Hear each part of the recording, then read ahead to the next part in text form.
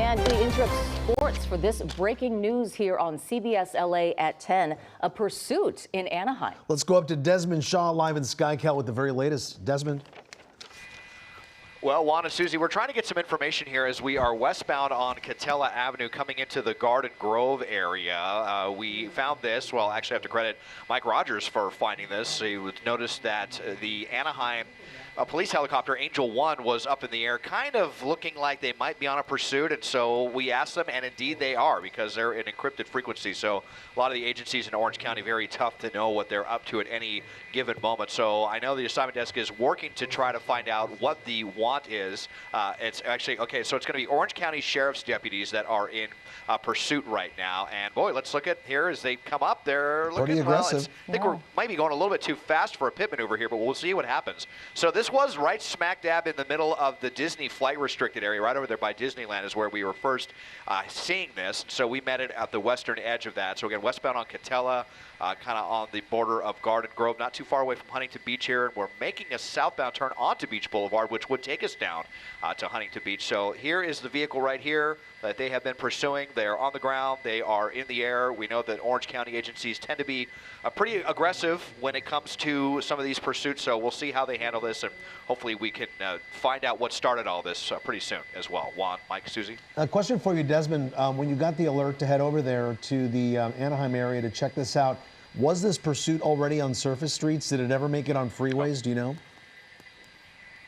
We didn't hear about it at any point on freeways, and I think my pilot Dylan just heard that this is a stolen vehicle, so I think that we're going to go with that until we hear otherwise. I believe it might have been Angel that was passing that information on along to us. That's the name of the Anaheim Police Department ship. They help out, you know, with other agencies. It doesn't just have to be, you know, Anaheim Police in pursuit. There's kind of one of those multi-agency choppers, but Angel 1 is their handle.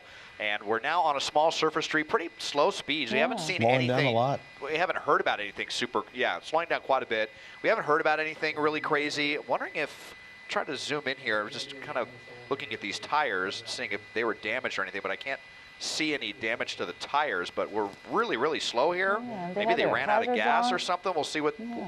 Yeah, they got the hazards on, and I don't know if the vehicle is, you know, like I said, maybe running out of gas or what, but they're still trying to truck along here, but slow down dramatically. We're just going 65 miles an hour at one point. Now we're down to about 20-ish, so we'll see how the authorities handle this and see what the suspect's next move is going to be. So, Desmond, we're now getting intel this is possibly a stolen car then, right? Yes, that's what we were just hearing from the helicopter overhead, who just made us privy to that information. All right, Mike Rogers at the desk now with some new information for us. Mike? Yes, I just got off the phone. Just got off the phone with the Orange County Sheriff's Department. They do confirm what Desmond heard was stolen. They're calling this a straight stolen, which means it was no more than somebody just stole it. It wasn't a carjacking. It wasn't by force. It wasn't anything like that. Stolen. Stolen out of the city of Anaheim today. So this is a fairly, fresh stolen car here.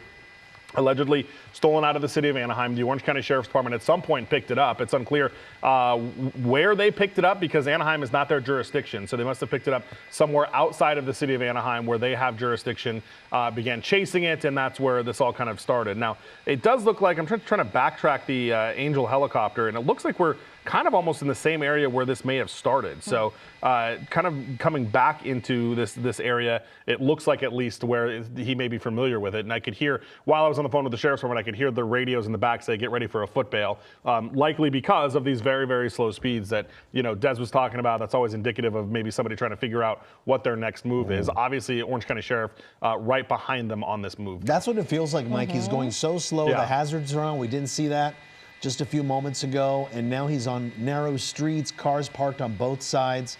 I mean, could be dangerous, but at these speeds, at 7 miles an hour, I mean, not going fast at all. Yeah, you just wonder why he's doing that. When we first came to this pursuit of this chase, we picked this up at Catella and Magnolia in the city of Anaheim, and again, headed towards Garden Grove right now. But I don't believe they had their hazards on at that time, and they were driving significantly faster than this. So whatever happened or transpired between that time when we picked it up and just a few minutes ago, it seems like they slowed down significantly, and there has to be reason for that. And it looks like the hazards are off once again here. So, but the headlights are still on, still going very slow in this neighborhood.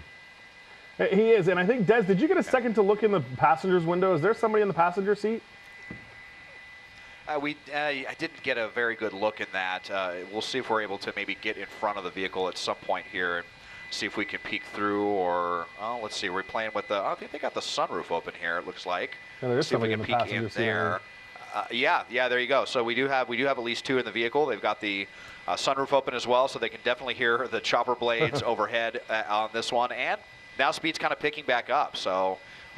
We thought maybe there was an issue with the car, but I don't know, maybe they're just buying time for something. And I'm just kind of circling around this neighborhood, and we'll see, if the authorities are just kind of fine playing this circular game, just kind of parading around, or if they want to think about spike strips. 2 narrow streets right now to do a pit maneuver. There's really no need to do that at the moment, I would say, certainly with this being such narrow streets, and, no reason to cause any unnecessary property damage. But maybe if we get back out onto a more major street, you saw that they were kind of blocking off traffic right there on Lenmar and Orangewood, getting back out onto a little wider street. And yeah, I mean, quite a few units on this one. And now you can see how they're holding traffic back as well, just stopping, making sure that no one else is getting in the way. But as he goes right through that red light, and well, here we go. Now speed's kind of picking back up again, and the authorities are right on his tail. It makes you wonder why they do this, Do they suddenly get spooked by the officer behind them because now they're getting much closer than they were before? Or, did something else maybe inside the car tell them, you know what, I better start, driving faster because of some reason. But again, this is a stolen car, straight stolen, so not by force, out of the city of Anaheim. And this is the Orange County Sheriff's Department in pursuit of this car. Again, this pursuit originating in Anaheim. We picked it up at the intersection of Catella and Magnolia, and they are headed towards Garden Grove as we speak. Now, something's changed over the last few minutes or so. Now he's on Pose Street, and it looks like Hop Road there, according to our map tracker. Pose and Yorkshire Avenue, in fact. It's going to be changing quickly as he keeps moving along. But a lot of these streets, Susie, it's kind of like they just kind of loop around. Yeah. Looks like it's a small neighborhood in this part of town. Yeah, you think they might be hitting a dead end, but they don't, and it keeps going. But maybe this is their MO right now. What they want to be doing is just driving slowly and letting that time go by, and maybe find a place to foot bail. That's what we often see when they're slowing down like this, and staying in the same neighborhoods because they are familiar with the area, Juan. Yeah, and are they making a plan, right? We know there's 2 people inside the car, Mike. You always wonder what the conversation is, and I got to say, the turn signal always kills me. I just, you're running from the cops, you're at 50 miles an hour, a stolen car. Yeah. But God bless it, let's get that left turn signal before we hit the intersection here. It's just, you wonder what the conversation is inside of that car between those 2 people, and is the passenger asking to get out? I mean, certainly speeds got slow enough where if he really wanted to try to jump out of the car, he probably could have. So, generally they're always after the driver, the passenger, aside from if they have any wants or warrants, they'll usually get kicked at the end of this.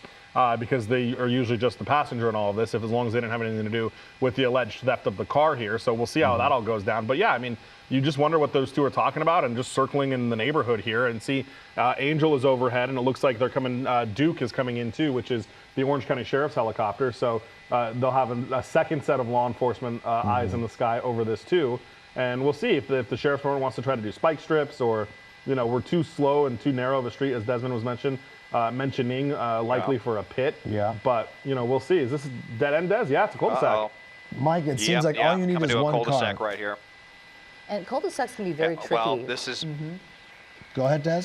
Yeah, I mean, well, we'll see. I mean, we've seen these kind of end badly before in cul-de-sacs, depending on what these suspects want to do. And let's see here if the authorities are just going to try to kind of pin him in and box him in right here and force him into this driveway. Did he mean to come down here, or was it just here with no rhyme or reason?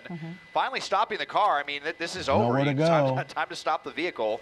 I have the feeling that they had no idea where they were going. In fact, they turned back there. My pilot Dylan thinks that there was a deputy out there with spike strips earlier on that main drive when I think we were out near Orangewood, right after they crossed that red light, and that was why he made this turn into this neighborhood, was to avoid that, and ended up kind of haphazardly, cornering themselves into the situation. Sometimes, up with like LAPD or LA County Sheriff's deputies, sometimes we'll see them kind of give them a wide berth in those cul-de-sacs to even kind of give them some room to not do anything too rash. But the authorities, they really, here in Orange County, they really boxed him in, kind of forced him into this driveway.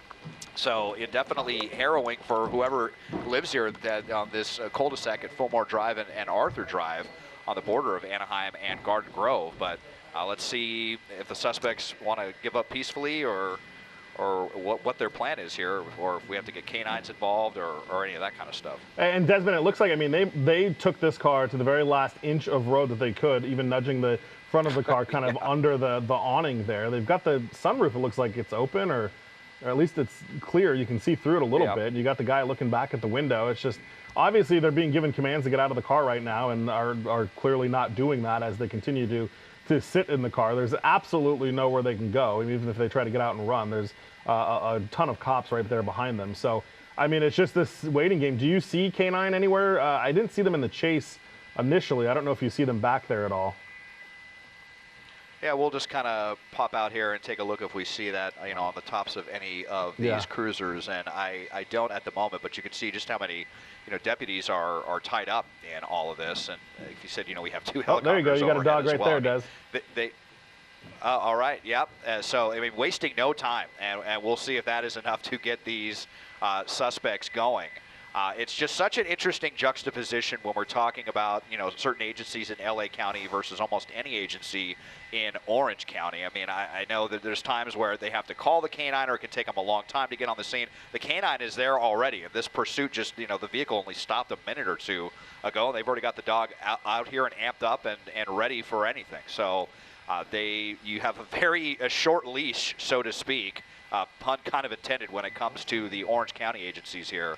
And it is highly advisable for these guys to just come out in handcuffs, or so lest you want to go to the hospital with a dog bite. And it looked like, Des, just a second ago, it looked like that both of them maybe tossed something out that passenger side window. I can't tell if they're smoking in there or exactly what they're doing, but it definitely looks like they're having kind of their last-minute conversations here. And to your point about the dog, yeah, I mean, they can definitely hear that dog barking out there. That is one of the tactics that the Sheriff's Department will use to let them know that the dog is there and they mean business. To get these guys into custody. And you can see that dog really moving around, ready to go as soon as this handler lets him do that. So obviously not something they want to do. I can't tell. See, throwing more stuff out the window. You see that, Des? Yeah. And now we got hands. Yeah, it kind of looked like maybe a cigarette or something. And I think now maybe he just kind of resigned to his fate here, the passenger anyway. Now he's going to open up the door handle, and hopefully just going to be a peaceful surrender here. So a little delay, maybe just wanted to enjoy that last cigarette or whatever that was there before they go away tonight. But now we're starting to see a door open and hopefully complying. And really nowhere to go. The passenger door open, the driver's door still closed. So it seems like the passenger is at least the first one to comply. We've got him out of the car now. As he begins to back up, they'll want him to put his hands up. They may ask him to turn around, walk back towards them, eventually likely get on the knees as we end the 10 o'clock hour here with this pursuit down in Anaheim, getting ready to start here. CBS LA at 11 as the suspect is about to be taken into custody.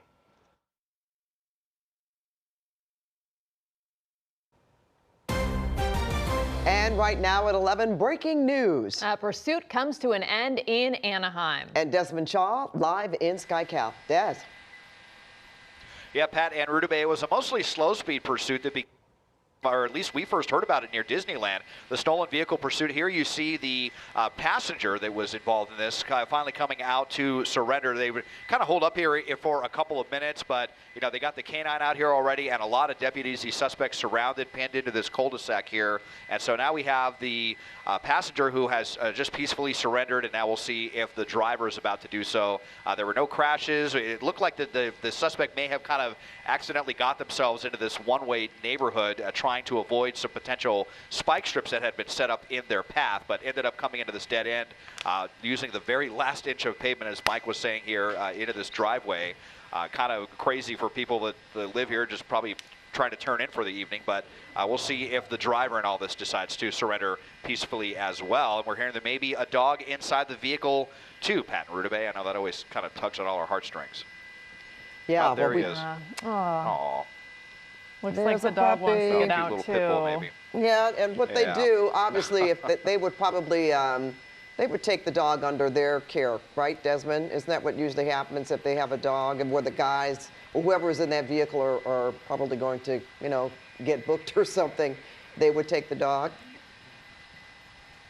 Yeah, I mean, I assume they would, be talking to animal control or something, and depending on what happens with these guys, if they don't have a super extensive record or whatever, once they get processed, maybe they'll have a chance to get the dog back, or maybe they'll go up for adoption or something. And it looks like the dog's actually on his lap right now. The poor animal, probably really confused in all of this. Probably hearing the other dog barking out there.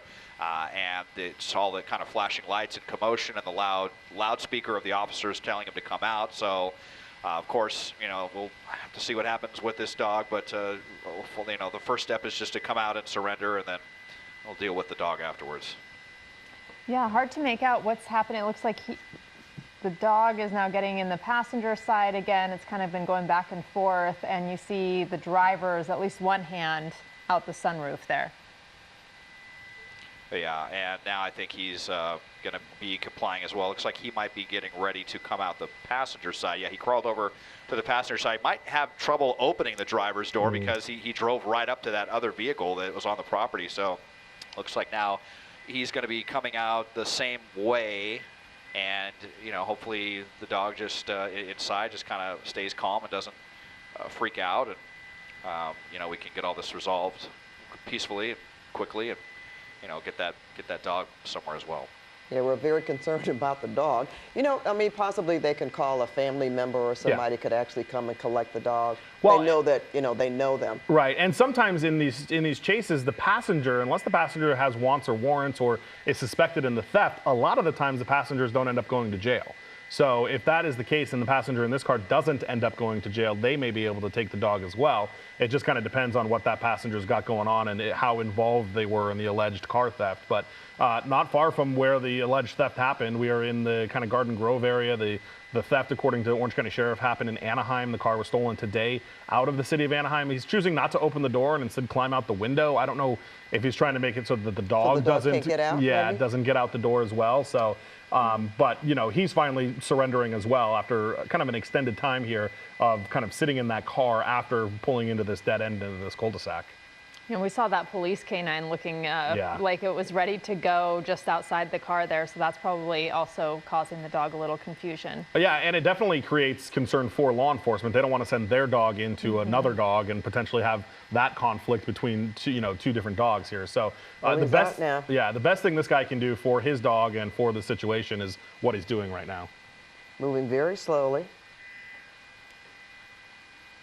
Yeah, it looks like he's trying to kind of get out and keep the dog in the from getting in the out car. himself, because the dog certainly wants to go. Yeah, I've got his paws on the door. The dog follows the commands. Get the hands out. So it'll be interesting to see how they handle this, guys, because they haven't approached themselves yet. I mean, an officer. Yeah, they'll still have to come clear the car and make sure that nobody else is in it, check the trunk and all those kind of usual things. So hopefully they'll be able to do that without the dog getting out. Ideally, hopefully somebody would have rolled up a window so the dog can't jump out, but we'll just kind of see how that goes. If this guy's like, hey, let me just stay here long enough so that the dog doesn't jump, excuse me, obviously the law enforcement is concerned about what this person has, if he's got any weapons on him or anything like that. So it's a tough situation, and it's unfortunate that this dog is kind of caught up in this whole ordeal with this alleged stolen car and this chase that's been going on. Well, you could tell he's definitely trying to keep the dog inside. One last smooch there. Oh. Well. Yeah, looks like he licked him on the cheek maybe, and well, he's got his hands up and he's surrendering here, but just, like I said, maybe trying to move as slowly as possible so as not to excite his four-legged friend into jumping out and making this a more chaotic situation. I mean, guys, certainly hope that it's a. Go ahead. Yeah, I mean, I was going to say, you rarely see a stolen vehicle with two guys and a dog. I mean, that's kind of unusual, isn't it? Yeah, I would say so. I mean, it's weird that they would, if they're stealing a car, allegedly stealing a car, that they bring their dog with them and then jump in the car. And we still don't know the circumstances. I tried to get that out of the sheriff's department, but they just could tell me that it was stolen out of Anaheim. There are certainly situations where it's the person they allegedly stole the car from is known to them. Mm-hmm. Yeah, and it could be one of those situations. It's kind of hard to tell at this point. Well, we saw both passengers, or the passenger and the driver rather, now both coming out the passenger side. The passenger went out the door, the driver went out the passenger side window. The dog's still in the car, but it looks like this has ended peacefully. He's obeying commands now.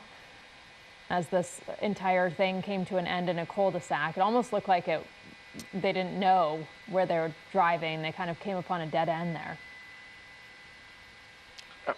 Yeah, totally. They were trying to avoid, I think my pilot Dylan saw that they had set up spike strips up ahead on the last major street that they were on. I believe it was Orangewood, and so it just kind of turned off into this neighborhood to avoid that, but ended up finding their way into a cul-de-sac. And the authorities were not going to let him get out of that. They pinned him into this driveway and got him surrounded very, very quickly right up there on the bumper, so there's really no escape for the suspect as we see him beginning to comply. But yeah, we're very concerned. I just really wish he would have rolled the window up even a little bit for that dog. I mean, he's still got the sunroof, but for air, but alas, he did not. And oh boy, I know the dog is just very confused about what is going on here. Oh, he's really looking like he wants to jump out, and if he does, hopefully he doesn't just go running away.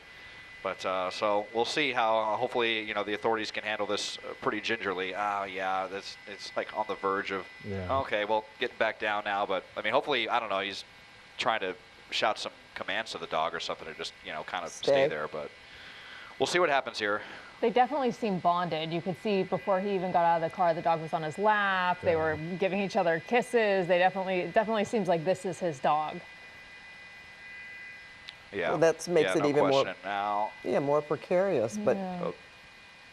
the dog I had never obeyed me like that. That's for sure.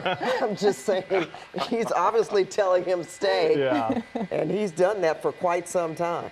So, now look, there he goes. Well, okay, well, they've got less than lethal ready, but I mean, he doesn't look like he seems pretty mellow here. I mean, does he have a just collar? kind of sniffing around. And maybe some other. Oh, now they're going to open the. They're just going to try to corral him into this. Well, yeah, he's just really confused now, and just not sure what to do. Just so confusing for the dog. Okay, well, they got him corralled in here in another neighboring property.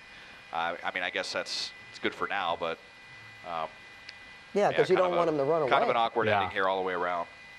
Yeah, and you can tell, like I said, he's bonded with his owner, so even though he seems really docile and sweet and friendly, you don't know how the dog can react when the owner is maybe restrained and the dog is confused. And it's a big dog. Well, you have to think that they've got training. Somebody down there is training with, they even have their own canine. Well, yeah, hopefully the canine handler put his canine away and is maybe trying to handle this dog. But the good thing, I mean, getting him in that yard is probably the best case scenario until they can clear the car, get everything code forward, and then figure out how they're going to handle the dog. Ooh, lots of stuff back there. Yeah, quite a bit of stuff in the trunk there, but yeah, it looks like this is a code 4 all clear as far as that goes. The 2 people in custody, and like Mike was saying, maybe the other person in the car could come and retrieve this poor confused dog who's now out of the car, just has no idea what's going on.